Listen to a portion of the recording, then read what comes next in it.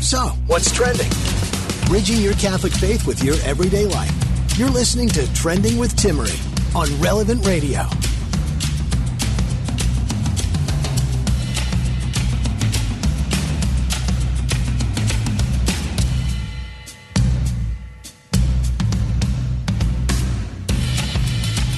Okay, on International Women's Day about a week ago, something happened that perhaps you laughed at. And if you didn't hear it, maybe you will laugh at it now.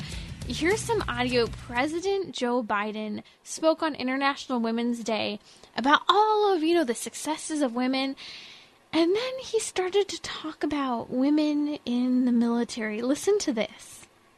Where we're making good progress designing body armor that fits women properly, tailoring combat uniforms for women, creating maternity flight suits, updating requirements for their hairstyles. Hairstyles? And some of it is going to take an intensity of purpose and mission to really change the culture and habits that cause women to leave the military. Will really help women to lead in the military. I didn't think this was real, just so you know. Karen sent this over, and I legitimately thought this was fake. I double-checked. I went to the White House website. I confirmed he actually talked about women's hairstyles and uniforms. But one of the things he talked about in here as well is making maternity flight suits, which if you're in any type of combat and you're pregnant, man, that really strikes a nerve that is showing, at least for me, a very uneasy point with regard to what it means for women to be in combat in the military. So here's the bigger question. The United States Army is considering reversing the gender-neutral physical test. If you know anything about the U.S. Army, they have a Army combat fitness test. It's basically to see if you would be combat ready. And here's the deal. We've come to understand that basically, women are failing the test. 65% of women fail the Army combat fitness test. If you're combat ready, 90% of men pass it. And so the question is, should we ditch the quote unquote gender neutral test, which by the way, I remember them kind of lowering some of the standards with regard to testing men and women to make it all inclusive. But what's happening right now is they're pondering a different type of evaluation category based on whether you're a man or a woman and what you're expected to do. Why? Because of physiological differences between men and women. We're not the same? Fancy that. But here, I want you to go ahead and listen to some of this audio. It has to do with basically what the Army Combat Fitness Test is. It's here from Vice News. Listen to this. You start with a deadlift. The higher the weight, the better your score. A 10-pound medicine ball throw. Then you have 2 minutes to do as many hand release push-ups as you can, resetting between each rep. After push-ups, there's a shuttle run with 50 meters per exercise. It starts with a sprint, then a 90-pound sled drag, a lateral dash, 40-pound kettlebell carry, then finish it off with another sprint. Then the leg tucks, where you bring your knees to your elbows. Go! And as if that weren't enough, with barely 5 minutes to recover, they throw in a 2-mile run on the end. Each event has a minimum standard for passing, which depends on your job and its physical demand. Come on, ladies, are you ready for this? Come on, chop, chop, run. Let's go. Knees to elbows, throw that 10-pound kettlebell. I mean, let's start into this entire situation. I'm dying that we are even talking about this. But of course, you should be PC. It's 2021. We should talk about everything being gender inclusive. In fact, we're going to talk about what they're telling little kids now that they shouldn't be saying at school. And actually, this is a private school, which I find fascinating. This is what you should know about as a parent, but also why it matters that kids have parents. We'll talk about that in a little bit. But here's the reality. Deadlifts, your max weight, standing power throws, hand release push-ups, sprinting, dragging, carrying, leg tucks, 2-mile runs. I come from the fitness world, if you didn't know that. I have trained with incredible athletes who have competed at the Olympic level. I have trained with athletes who are retired professional ball players. I mean, I see the power behind men and women. I also come from the dancing world as well. And I've worked with people rehabilitating and people in tip-top shape. And here's the reality.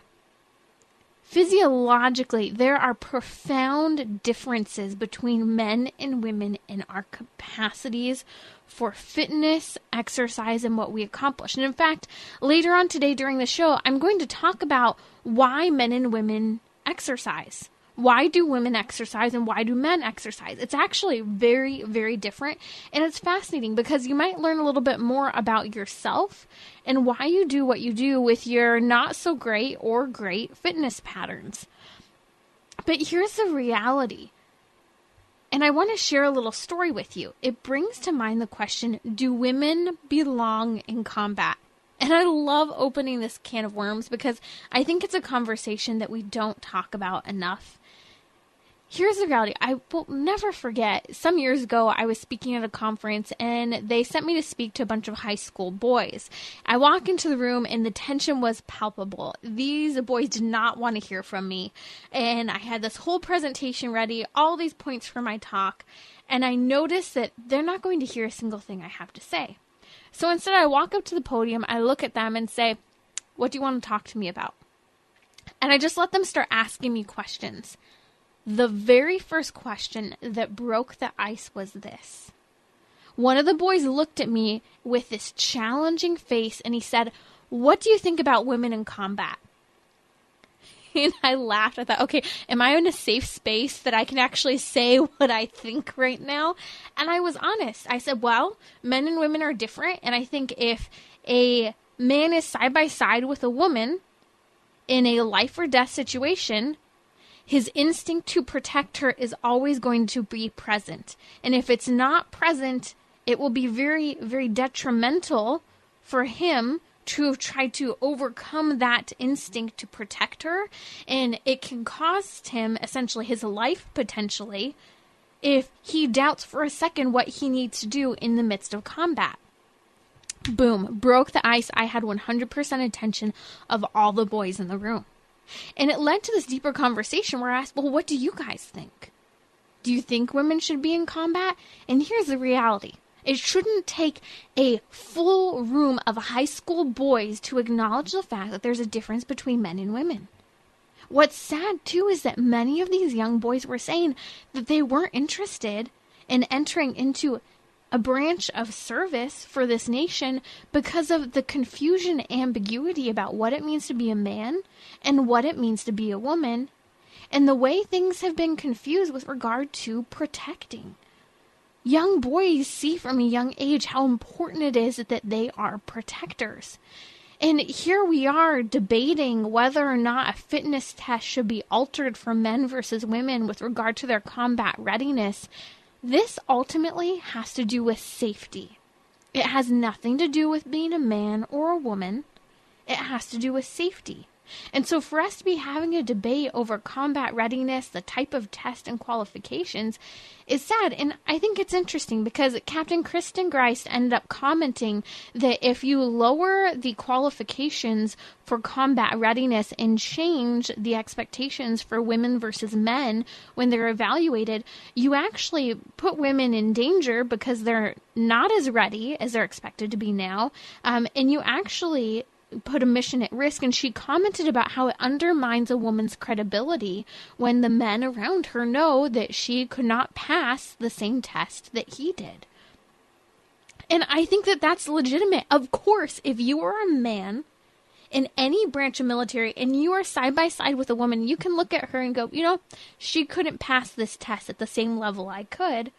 It's going to call into question her capabilities. You're only as strong as who?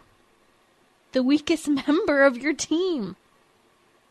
I'm not trying to insult women. I'm trying to make it very clear. And perhaps you're someone who is in the military. Perhaps you're a female in the military. Or perhaps you have a daughter who's in the military or granddaughter. I'm not disqualifying the sacrifice and the service that they are giving to this nation. But I am saying I think that there's a really big problem when we don't have a conversation about the impact it has on the psychological well-being of those in the team and their ability to perform when we play with putting women in combat. And this all started with President Biden's comments on International Women's Day about updating uniforms for maternity flight suits and hairstyles. Well, there's a reason, even in 2021, that unfortunately we're talking about women's hairstyles and that we are talking about women's flight suits that are friendly toward having children, because women are incredibly special. There's something in someone to be protected and honored. There's something beautiful, not just about their bodies, but about their soul, about who they are. And it's a good thing when men want to protect this. And we shouldn't do things that cause confusion about little boys or grown men protecting women. You're listening to Trending with Timmerie. It's great to be with you. My guest joining me today is Kendra Tierney. She's a blogger and the author of the book Catholic All Year, The Compendium. And I want to unpack, kind of coming back to this theme today of male-female differences, but also marriage. How do you help a spouse who perhaps isn't Catholic or doesn't really care that much about their faith, maybe doesn't attend church? How do you help them in being more excited about their faith? Well, when I was thinking about this, I thought Kendra Tierney is the perfect person to speak with because she really works to celebrate the feast days and the liturgical seasons in her home.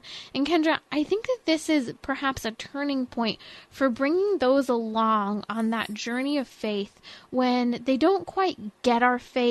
They're not enthusiastic about it. Food and celebration are so powerful. I'd love to hear your initial thoughts for helping our non-Catholic or non-practicing Catholic loved ones in our home.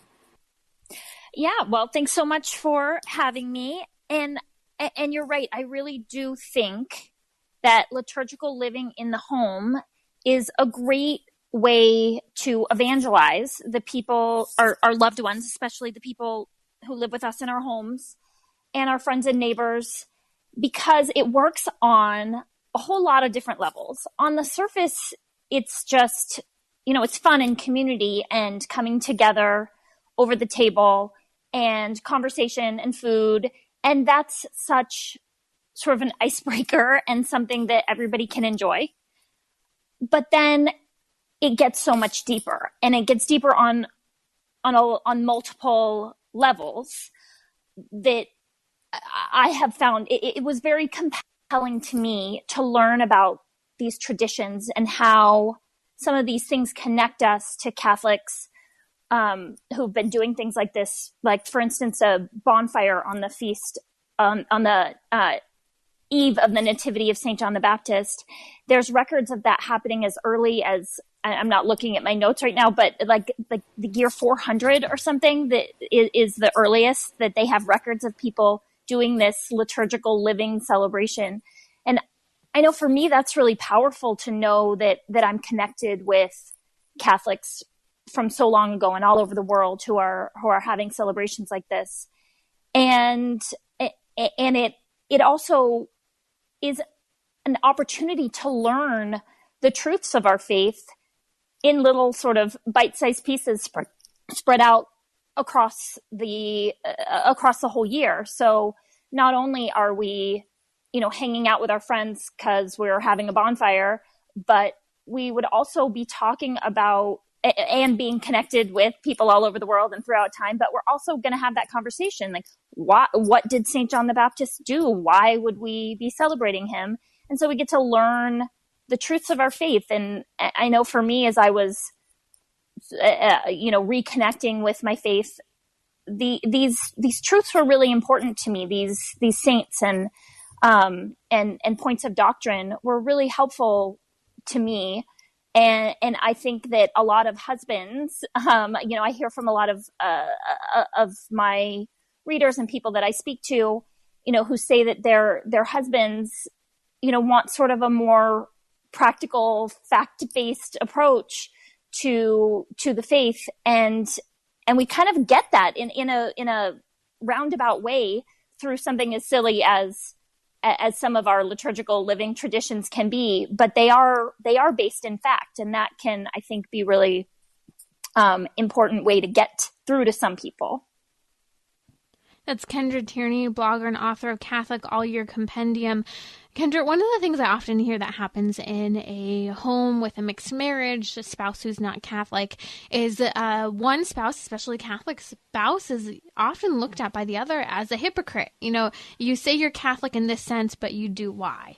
And there are these criticisms, and the challenge for all of us Catholics is to really put our faith into practice. And when a person witnesses our faith informing every dimension of our life, well, that decreases them looking at us and saying, well, you're a hypocrite based on X, Y, and Z that you do in your life. And I think one of the ways to help that, because we're all sinners in a sense, is to help show how our faith informs our daily living through this liturgically living and celebrating the feasts that we're talking about by showing the joy and the opportunity for celebration that occurs throughout the year. Because I think one of the big things that stands out in so many of our saints, that even many of the traditions we have or we create often have to do with the fact that the saints were sinners too, who worked through the grace of God to a high level of holiness by his intercession, but they didn't start out that way. And our goal is to go through that same transformation these incredible saints, flawed human beings, went through prior to us in our own time. And so I think it almost touches on that hypocrisy comment that can come from those who don't practice the faith within our own homes. Absolutely. And, I hear from people who are concerned about this, with their kids, that how can I, and I you're right, it absolutely would apply to a non-Catholic spouse as well, but people saying, how can I tell my kids this or that when they see me lose my temper, when they see me, not follow through on something that I said I would do. And I just think that is part of the beauty of our Catholic faith, is that we can set the example of how to fail as a Christian as well. That if I lose my temper, if my kids see me lose my temper, they can also see me make time to go to confession. They can see me apologize. I can apologize to them and say, that I failed and in this way, and I'm going to try to do better.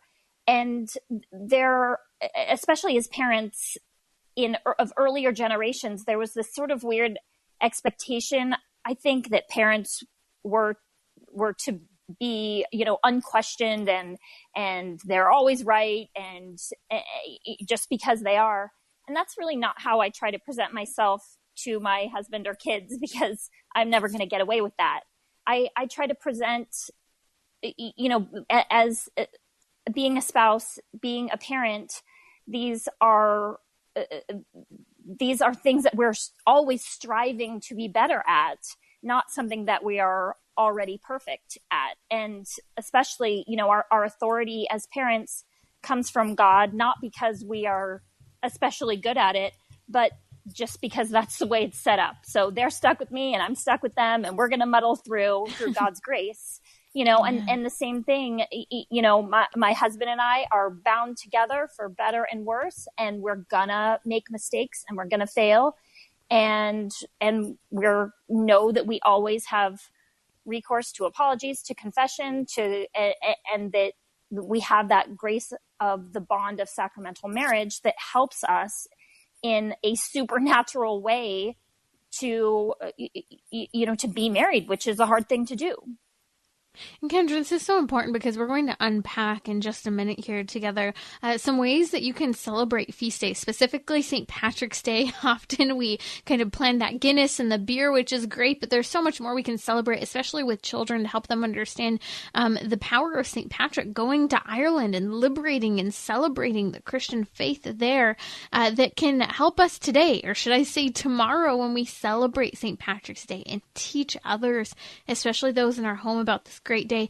This is a joyful way to bring our non-Catholic family members along with us on the journey. So stay with us. We're going to come back talking about St. Patrick's Feast Day, how you can celebrate it, with Kendra Tierney here on Trending. And perhaps you have thoughts about women on combat. If you do, go ahead and give us a call. We're going to take this question back up in just a minute here, and also discuss the differences about why do men exercise versus why do women exercise. I'll be right back here on Trending.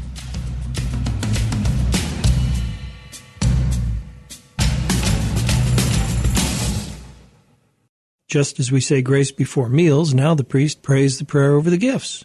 Hi, this is Father Rocky with our 24th lesson on the Mass. There are 3 prayers which are unique for each daily Mass: the opening prayer, the prayer over the gifts, and the prayer after communion. If the Mass is in honor of the Blessed Mother, those 3 prayers will be related to her. If the Mass is in honor of a martyr, the 3 prayers will be related to that martyr, and so forth. The rubrics state, with hands extended, the priest sings or prays the prayers over the gifts, at the end of which the people respond, Amen.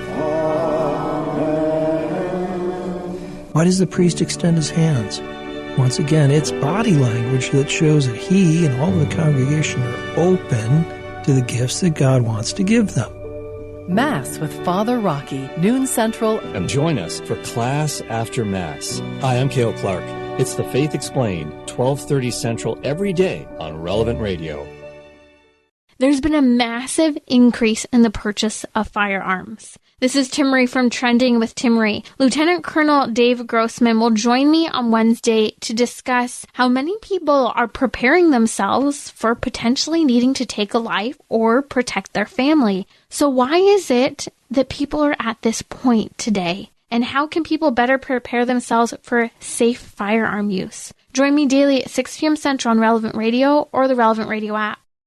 Catholic Order of Foresters is proud to sponsor the Relevant Radio studio line. For information about employment opportunities and flexible premium life insurance plans, visit relevantradio.com/forester.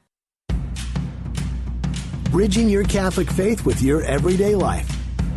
You're listening to Trending with Timmerie on Relevant Radio and the Relevant Radio app.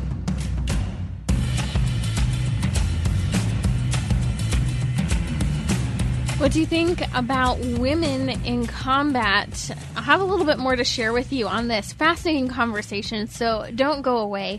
Joining me now is Kendra Tierney, blogger and author of Catholic All Year Compendium. You can also find her at catholicallyear.com. Kendra, we're coming up tomorrow on St. Patrick's Day, March 17th. It's not just a reason to party, wear green, pinch people, and get drunk, but actually celebrates a saint. And Kendra, this was one of my favorite saints to celebrate growing up. And there were incredible traditions in our home that we had, that we celebrated with some of our friends. Our next door neighbor did an incredible job of celebrating this feast day. But I'd love to talk to you about some of your go-tos as a family and share some of mine as well. Yeah, I would love to hear what you guys do. I'm always, trying to collect new celebration ideas, but just on the surface, what I really love about even these Catholic holidays, even the ones that have been pretty secularized, like St. Patrick's Day and a lot of Christmas celebrations, I still love, and Halloween, I still love that they are at their heart Catholic celebrations. And if you dig through that, you can get to the heart of it. And, I think that coming together to celebrate a saint, especially we almost always do a really big party for St. Patrick's Day. And it's not anything that's outwardly religious. It's, we bless the food before we eat it, but we're wearing green and singing and carrying on and eating corned beef sandwiches and drinking beer. But it's a way. I have always thought that hospitality is such an important evangelization tool, to just invite people into your home and allow people to see, especially because we have 10 children. So when we invite my husband's work friends over, when we invite our neighbors, they don't know anybody who has 10 children. They are interested in how that would even be possible. Like, where do they sleep? How do you do laundry? And so having people over, because it's St. Patrick's Day, opens the door for questions like that and conversations. And it really has resulted in really meaningful discussions with people. And at least, opens the door to that. This year, unfortunately, California still does not allow us to be throwing our big party. So our secondary thing that we have that I like to do with the kids is to throw a tea party, and we'll still have our traditional corned beef dinner, but to just have a tea party and sit down. And I like to come up with funny little snack type things. Like, you can do a rainbow of fruit, you can do a pot of goldfish crackers. But again, all the fun foods and things all come back to an opportunity for conversation. And so we'll sit down and talk about what St. Patrick went through, that he was a slave and he suffered so much for, in his youth, and that it didn't make him bitter and it didn't make him angry. And what it made him was want to share the love that God poured out on him. He wanted to share it with people in the land of his captivity. Yes. What a beautiful, beautiful lesson for all of us. Isn't it so profound? I mean, at 16 years old, he was a slave taken to Ireland and then returned and converted Ireland. I think that this is the story that can be, I think, so profound on St. Patrick's Day, that literally this saint converted the great country of Ireland. And this is what the celebration is all about, that we celebrate our Catholic faith because in Christ we are set free too, in a sense, how Ireland was by their conversion. And so I think that, at the heart of this celebration, we can see that on St. Patrick's Day. But we had an incredible neighbor growing up. I was homeschooled. The cat's out of the bag. I always joke. And we had a neighbor who homeschooled her kids as well, and she made St. Patrick's Day such a special day for us. From, the making of the soda bread, she'd have us over, and there would be, little footprints all over the house of the leprechauns, and we'd search for the gold, but there was always some form of a spiritual meaning behind everything she gave to us. And I was even just thinking about the food, how corned beef and cabbage and soda bread and potatoes are the most common foods eaten on St. Patrick's Day, which, my mom always made sure we had that meal. But to learn, actually, corned beef and cabbage was the poor man's food. And I think about it as we are literally, celebrating St. Patrick's Day with the poor man's food. And it's a good reminder for us that without Christ, we are poor. And although this is a great meal for us, to think about what it would be like spiritually to be impoverished from the good things that nourish us both physically but spiritually as well. And Kendra, when we'd celebrate St. Patrick's feast day, we'd use so much of food coloring, and so many of the foods, if a food wasn't already green, it was made green. I remember our neighbor would have a champagne goblet, and she would have snuck in there Pop Rocks and green food dye, and then she'd pour apple cider over the top of it so it would come bubbling up, and all of a sudden she'd go, oh my goodness, it turned green. Look at what the leprechauns did, and all these different things that we would just be so shocked and excited over. But when I think of, okay, well, how can we relate the idea of green and making all our foods green to our faith? Well, we know Ireland is a land of rolling green hills. I mean, if you've ever been there, it's so beautiful. And we can celebrate with green foods the idea that God interceded in an incredibly beautiful green land, but he made it all the better through his intercession, the bringing of faith to the people of Ireland. Yeah, absolutely. And it's those conversations that kids will remember alongside the fun traditions and things like that make our faith part of our everyday life, not just, not something that we go to church to do, something that is part of our home. It's those silly little things that aren't necessarily particularly religious, but they're tied to feast day celebrations. So yeah, my kids have been all week trying to make leprechaun traps out of cereal boxes. Yes. There's like strings taped all over my kitchen. They're going to trap me, but they have such a good time. And my husband's parents were our last name is Tierney, and he grew up on the south side of Chicago, which is a very Irish place, and there's a lot of St. Patrick's Day traditions, and the leprechauns would come in the morning on St. Patrick's Day and turn their furniture upside down or hide things. And, it's a way to just have fun with our faith, and at the same time, then have those important discussions about the Trinity, and about, how the shamrock can be can make us think about the Trinity. Trinity, yes. And it's just it's having that running conversation with our families, and having that just be a part of how we're raising our kids, and even just a part of conversation with my husband over dinner, and how we can learn from each other.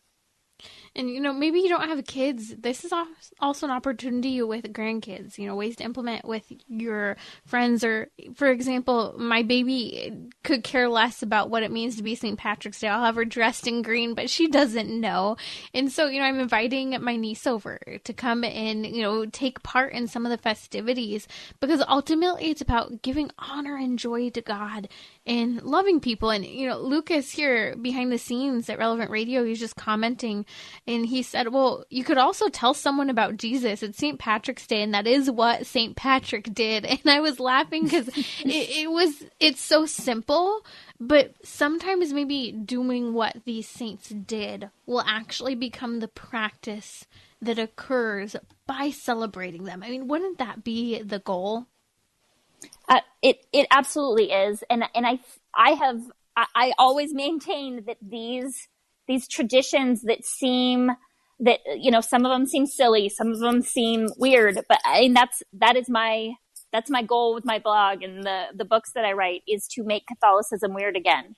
Because when it's weird, that makes it makes it special and important and different, and it sets us apart from the culture, because we have our fun, crazy, meaningful traditions, and that makes it mean something to be Catholic. It's not just one choice among all these other choices. Catholicism is the only one that has these crazy things that are so much fun on the surface and give us so much joy and community, but also so much meaning, as we're celebrating them again and again. And even though your daughter doesn't get it this year, she'll get it a little bit more the next year, and a little bit more the next year. And to have that be a part of her growing up is so important.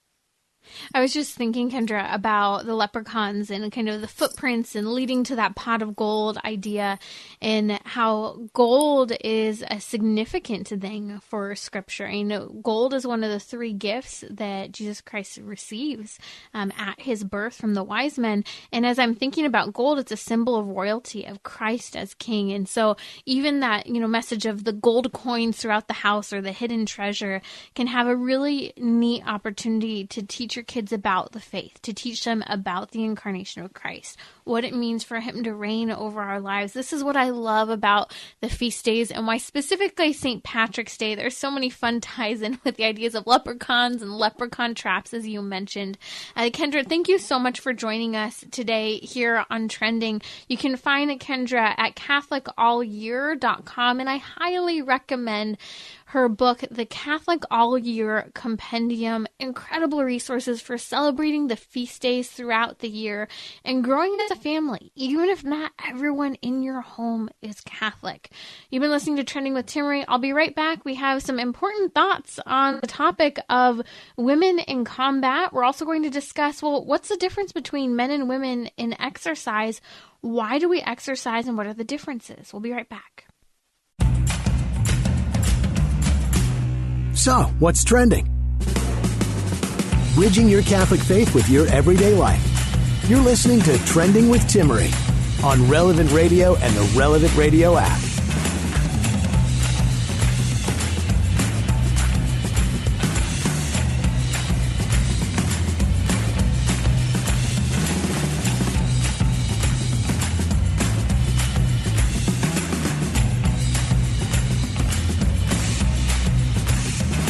Welcome back. I shared earlier in the hour both President Biden's comments about how military uniforms, and he said this, by the way, on International Women's Day, have been updated to include maternity flight suits and updating the uniforms for hairstyles. Wow. But that's not the only thing. If you weren't with us earlier, we were talking about how the United States Army is reconsidering their gender-neutral Army combat fitness test. And we shared what that test looks like earlier. But I'm fascinated because Anthony from Oceanside, California called in. He was in the Marine Corps and he has something to share on his thoughts about specifically what the conversation turned to. And that is women in combat. Anthony, welcome to Trending. Hey, how you doing? Thank you. I'm a pleasure. I'm usually a Patrick Madrid listener, and yeah. So I'm not here to. I just want to say one thing: the Marine Corps, the women in the Marine Corps are hardcore. You know, they are women that I've served with are. I didn't serve with many, just one or two, but are extremely motivated and ready to go. However, between the years I was in, from 2004 2014, there was a program called a Lioness. It wasn't for all female Marines. They had to pass an extra test, learn how to handle weapons. They had to go to the School of Infantry, and they had to be more proficient with weapon systems and searching. And because we were trying to win the hearts and minds of the Iraqis, we couldn't search the women because it was disrespectful to the men trying to win the hearts and minds. So we brought women in to checkpoints, to VCPs, whatnot. And it was logistically hard that I can see as a young troop for a Holocauster to come every 2 weeks to change these women out, to send them to the rear because they had to shower. You know, they had to do their thing. They had to take care of their bodies. With men, we couldn't do that. So it just puts, in my opinion, puts more people in danger leaving the wire because we needed to put people in front of the lines. And those women, I worked with women who have Purple Hearts, who receive the Purple Heart, combat action ribbons, and they've done good things, you know. However, it does put people in danger, and I have to agree. You know, if I see a man on the floor and a woman on the floor, 9 times out of 10, I'm going to pick that woman up. You know, and it's hard. And this is a hard decision. This is hard. You know, politicalizing it I think, is very wrong. You know, the Marine Corps knows what it's doing. We got to trust the military. But it is hard. I saw difficulties. I'm not here to bash women. You know, I have a daughter who wants to be in the Navy. You know, and it's hard, but what I've seen, it is difficult. It's more logistically difficult, and it puts troops in danger because women are different. That's the simple question. Simple answer. Women are different. Women are stronger in other aspects than men, and men are weaker in some aspects than women. We complement each other, just like you can't put oil in the gas tank, you know? Right. Right. Anthony, thank you so much for calling in. Thank you for your service, serving 10 years in Iraq, and for you to share your insights and the candidness with which you saw on the battlefield when it came to the logistics of women being present. I think that's profound. You know, you have a lot of respect for women in combat, and you even, I think you said that, you know, referred to them as lionesses, you know, their ability for what they could accomplish. And we can't, you know, discredit the service, but you pointed to something really key, that men could be on the battlefield without having to have any type of intervention or leaving. Women, as you said, had to be changed out every 10 days, and an increase in the changing, even I imagine, of people on the front line is a big deal. And sure, some people might say, well, that's their choice. That may be their choice, but it can create challenges, as you said, by side for men and how they look at psychologically having a woman present, and protecting her. But I think that what was really fascinating in what you said as well with this whole idea of women being transitioned out, well, why? You mentioned the need to be clean, to have the ability, the capacity for cleanliness, for showers. Isn't that so profound that men are willing and able to endure for a longer period of time without the facilities to clean themselves up so that they can be at their best, but women can't? And it's not a criticism, but it's actually an acknowledgement that not that women are weaker, but that women, to be at their best, that beauty that we talk about that kind of separates men and women on a physical level also touches to an interior level of women need this sense of wholesomeness and care with regard to their hygiene, with regard to their energy so that they can be at their best. And it's fascinating to me, Anthony, that you mentioned that the women were brought in part to help win over the hearts and minds of the Iraqi people. So that also shows that women, even in the war, at the front of the war, actually had something to do with a profound difference between men and women, touching the hearts and minds of others, of drawing them in, as St. Edith Stein talks about how women is fashioned a way which other souls can unfold, that people can develop and grow. There's a special place within the heart of a woman that is very different from the heart of the man. So even if women are willing to sacrifice themselves to play this type of role, even within war, that logistical difference, I think, is incredibly profound. So, Anthony, thank you for your service. Thank you for calling and commenting and sharing your thoughts here. If you're just joining us, you're listening to Trending with Timmerie. We've been talking about women in combat today and continuing with this idea of the differences between men and women. I wanted to briefly mention, before we discuss exercise and why men versus women exercise, a story came across my desk that was baffling. But it's something we continue to see on a regular basis. This new one is at a New York City private school, the Grace Church School in Manhattan. It's an Episcopal school, has decided that not only are you not supposed to say Merry Christmas, you're also not supposed to say Happy Holidays. They're issuing essentially language guidelines for children where you should instead say, have a great break. Don't even say Happy Holidays. But here's where it gets worse. They're actually telling kids that you shouldn't say boys or girls, which is something that we already hear in public school system. But then they're going even further, saying that you shouldn't use language such as mom and dad, and you also shouldn't use the word family. You should use more generic things such as people. And they commented in one of the statements from the Grace Church School in Manhattan, quote, "It's important to refrain from making assumptions about who kids live with or who cares for them, whether they sleep in the same place every night, whether they see their parents, etc." Whoa, okay, there's a big red flag that was just waved there to me. School teachers are mandated reporters. They're actually legally bound to report if there's any type of harm that could be done to a child. And I think that them in this statement from the school about language saying that there's a problem and we have a question about where a child's sleeping every night. I'm not saying you should go and ask a kid, hey, where did you sleep last night? But there is a question when certain things are suddenly tabooed to talk about where kids' safety is brought into jeopardy. And if you can't talk about where a kid slept, well, how do you know this kid isn't in an unsafe environment? And that can't just naturally come up in conversation. What if the kid is suddenly homeless? What if the kid is staying at someone's house because a parent is missing or has neglected or abandoned them? This policy of trying to make everyone feel included leads us to the point where we feel like we can't talk about anything at all. And it also violates essentially parents' rights to determine how their children are going to view what it means to be a mom, what it means to be a dad, what it means to be a father in the context of our entire culture. It even violates how people want to celebrate their holidays by saying that you have to say, have a great break, instead of someone having the freedom to say, Merry Christmas.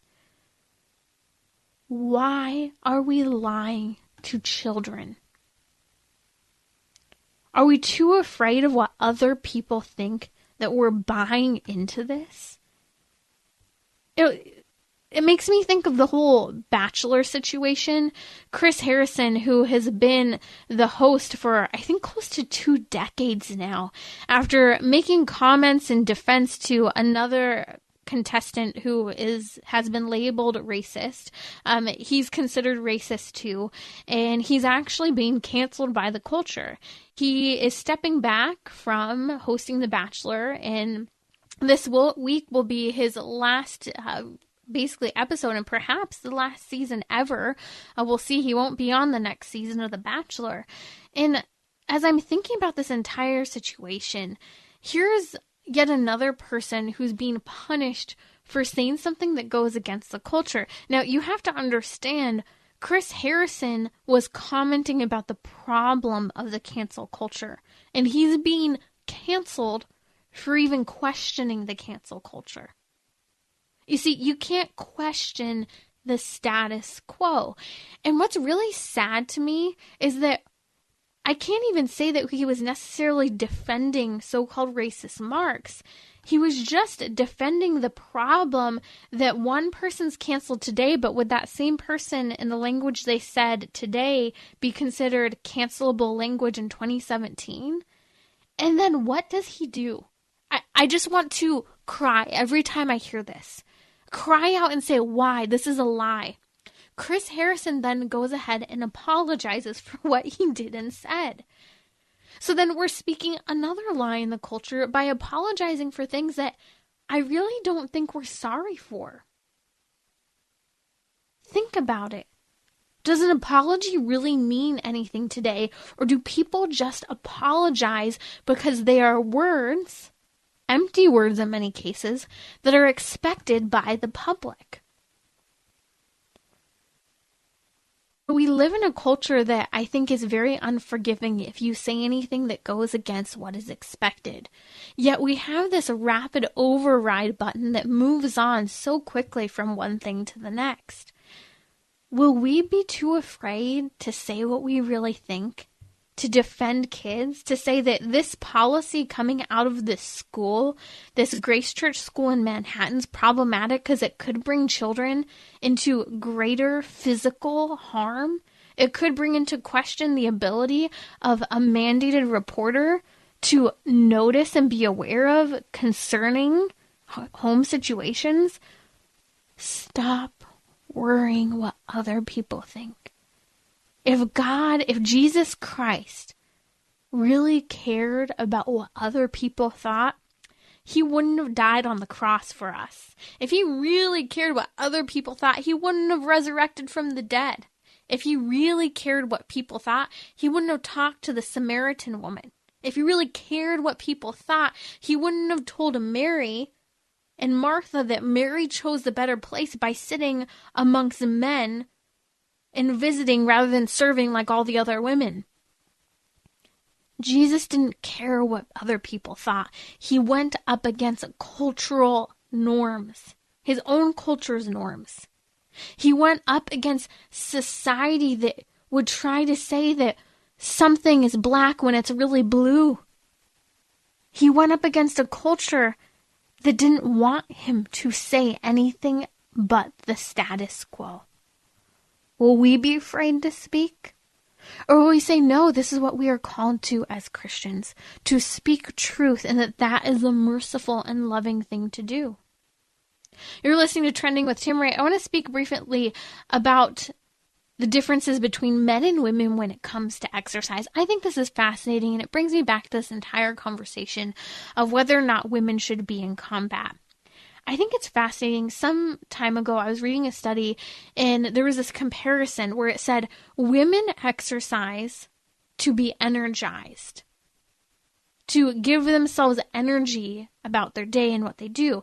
And men exercise to reach the point of exhaustion, to fatigue their bodies.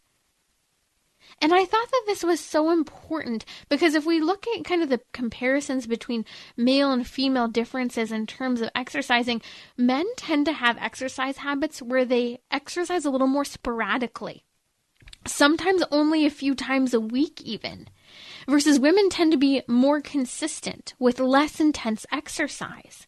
Why? Because it's about refueling themselves so that they can be better present to others. Well, it's all about giving for both men and women, because men have exercised in the past not by lifting weights, but by being hunters and gatherers. And so their exhaustion level actually had everything to do with giving of themselves in daily life. And women now have this whole idea of exercising today so that they can be more present, more energetic, and joyful when they're around others. And so I think that's something to ponder as we talk about women in combat and the differences between men and women. Join me tomorrow as retired Lieutenant Colonel Dave Grossman joins me to talk about firearms, safe use, and how everyone's buying them. There's been a massive increase in the purchase of firearms. This is Timmerie from Trending with Timmerie. Lieutenant Colonel Dave Grossman will join me on Wednesday to discuss how many people are preparing themselves for potentially needing to take a life or protect their family. So why is it that people are at this point today? And how can people better prepare themselves for safe firearm use? Join me daily at 6 p.m. Central on Relevant Radio or the Relevant Radio app.